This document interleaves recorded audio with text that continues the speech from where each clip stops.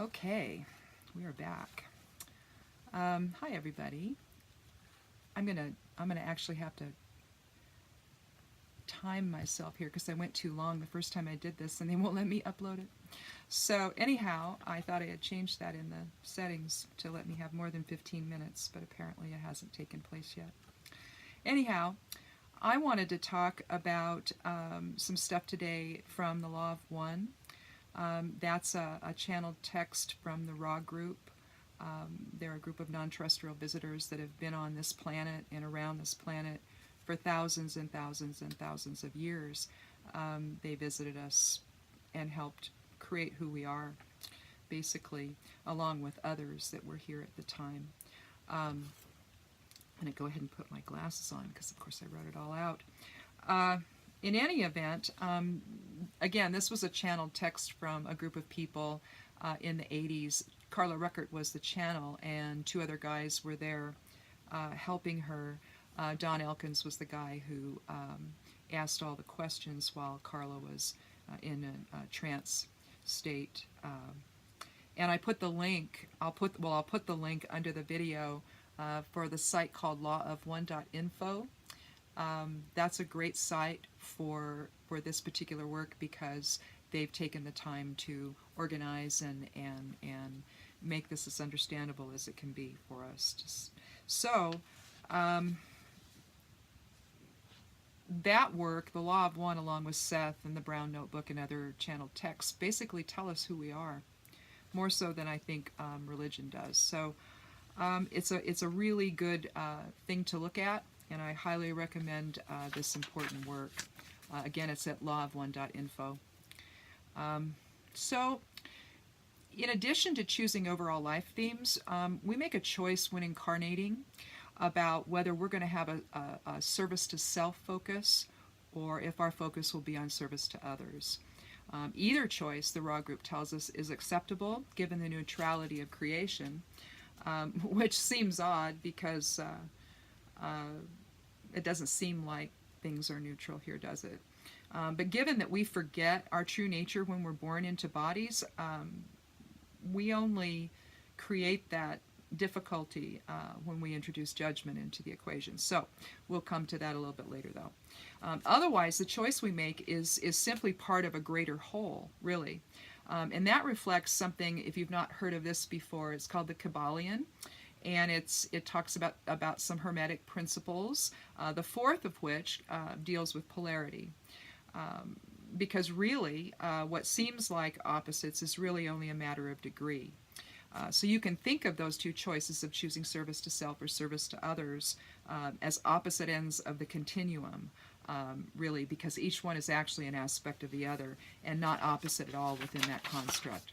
So it's fairly obvious to see the difference between service to self and service to others.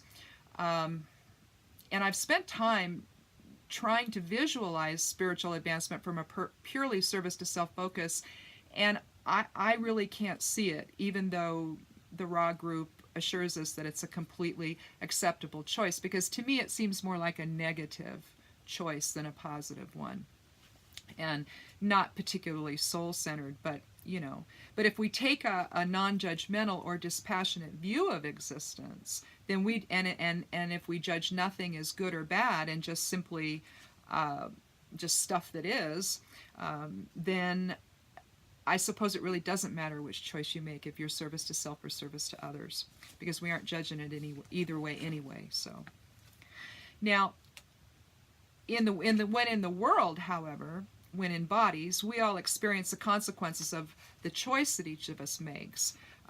That's when we begin judging. It all goes to hell in a handbasket, and we forget that it's simply a choice to observe and then decide if we want to experience any more of that choice. We engage with each other, and then we get stuck there, and we forget to continue creating our own experiences. And now that we're experiencing what most are calling ascension, to a higher density of experience, life has become somewhat uncomfortable because all of the negativity is coming to the surface.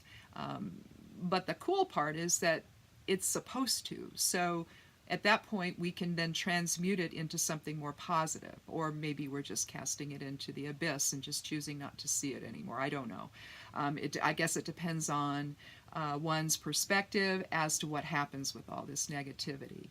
I choose to see it as transmuting into love, so, but that's just me. But in any event, it's going to go away, and it's going to be replaced with what they call a fourth density of love and understanding. It's not that our lives won't present challenges over time, but when we move into that new density, then we'll be dealing with our challenges in a better frame of mind, and one that expresses the greater unified presence of all. And a note here about this whole density versus dimension that we hear. Some people call this a change in density. Some are calling it a change in dimension. But so some esoteric folks are using those words interchangeably, and I don't see it that way. I view dimensions as layers in the multiverse, whereas density is the quality of the energy that we possess and emit. So, and since creation energies are septonate, like with the 7 rays and whatnot, in other words, septonate, I hope I'm pronouncing that right, it's the idea of everything's created in sevens, a series of sevens, and so and each one will then have 7, and then each one of the 7 will have 7 from there. So it all sort of branches out in a tree-like structure, but they're all based on sevens. So we have the 7 densities that we go through, with the 8th being the overall octave that the container of those 7 densities. We see it. We see it currently as manifesting in our body as 7 chakras, the energy centers of our body, for example. So we see 7s all of the time. But currently, humanity, as we said, exists in a 3rd density, whereas the Earth has already reportedly ascended to 4th, according to the Raw group. So that kind of creates an incongruity of experience. We're not aligned with the planet like we should be.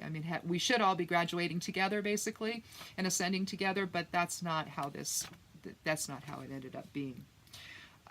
But that incongruity results in our not being able to get along together, and we just don't like each other very much these days, a lot of us. So it's too much of the polarity. We're making the polarity between us essentially become very real, instead of understanding that it's just an aspect of the other. So and I've heard some folks say that we're skipping 4th dimension and heading to 5th. I don't know about that. That's not what the Raw group is saying. However, maybe something's changed with our development, and since that work was channeled. So, but again, there's that word dimension and not density that's being used. So I assume that that's what they're talking about, but I don't actually know for sure. It kind of, when I listen to them though, it kind of sounds like that's what they're really talking about. So maybe we're all talking about the same thing here. In any event, it's interesting to think about it, no matter how one conceives of it. So, but the point of all of this is that we initially create the world we see by those choices we make. Are we going to see it through the eyes of a service to self orientation, or are we going to see it, the greater unified presence of all, and include that in our mindset? We all make an overall agreement, obviously, so that the Earth looks like it does to all of us, pretty much. But what then, at that point, then whoever we are, we put our own stamp on that, our own perception of what the world actually looks like to each one of us. So we can see it as a negative, hostile place, or we can see it as, everything is a reflection of our other selves, and which is probably a better way to see it. But again, better is a judgment. So all ideas are possible. So Well, we're up to 9 minutes and 47 seconds, so we'll keep on going here. From there, the intensity of our focus determines how easily we move from one experience to the other. If we become caught up in drama, for example, between each other or wherever, then we tend to stay stuck in those experiences. You know, something happens, we judge that happening as good or bad, and then we have an opinion about it, and there you go. It's on. It's all on at that point, and the focus is now on the illusion instead of on creating new experiences. So again, it's just another choice that we make, you know, in the body. We can always choose to live consciously and see the effects of our choices and make the adjustments necessary to living our lives in the highest joy possible. We can see each other as our other selves and allow for the truth of that and allow for the truth that that life that we live is really something to experience. Just experience it for what it is. Some of those experiences may not feel good to us as others might. So we can consciously choose to move away from those more negative, if we want to call them that, experiences and choose a better thought. Because that's where experience begins, in our thoughts. So life is about choice, whether it's the choice we make over what we eat for dinner or how we treat one another and how we regard one another. Are we going to regard each other as our other selves and see through the eyes of what I call source vision? You know, we are the creator personified into form. We could look at things that way as the creator, as source energy. It might make the whole ascension thing a little easier to deal with. So anyway, I guess that's it for now.